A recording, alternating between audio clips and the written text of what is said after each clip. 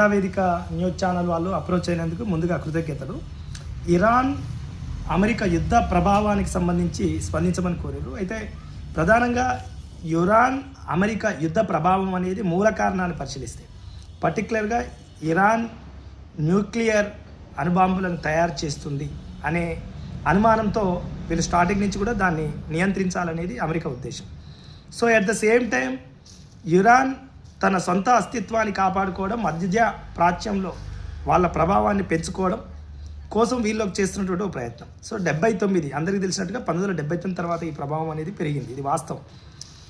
ఇది పర్టికులర్గా ఇరాన్ పైన అమెరికా ప్రభావం.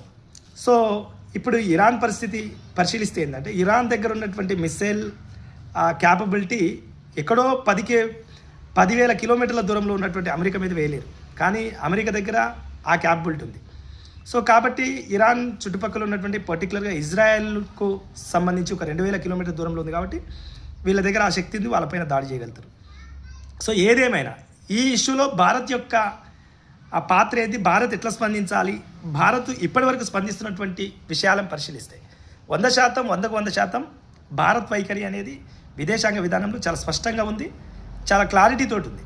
ఎందుకంటే అమెరికాతోటి వ్యాపార వాణిజ్య ఒప్పందాల విషయంలో చురుకుగా ఉన్నటువంటి Bharat at the same time చమురు లాంటి విషయాలలో ఇరాన్తో ఒక మంచి ర్యాంప్ అనేది మెయింటైన్ చేస్తుంది. సో దాంట్లో భాగంగా రీసెంట్గా ఒక హ్యూమానిటీ గ్రౌండ్స్లో పంపినటువంటి విమానం పైన దాడి జరిగిందనేది ఒక వదంతి అయితే వచ్చింది. మరి అది ఏ మేరకు వాస్తవం అనేది కూడా పర్టికులర్గా ఇంకా తెలియదు.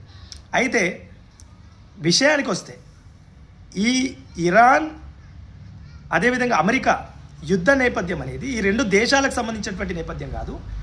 ఇది ప్రపంచంలో అనేక దేశాలపైన ప్రభావం చూపేటటువంటి యుద్ధం. ఇది ప్రపంచ శాంతి మనుగడకే ప్రమాదకరంగా మారినటువంటి సందర్భం. సో డెఫినెట్లీ అమెరికా ఇరాన్ యుద్ధం ముగించాల్సినటువంటి అవసరం ఉంటుంది.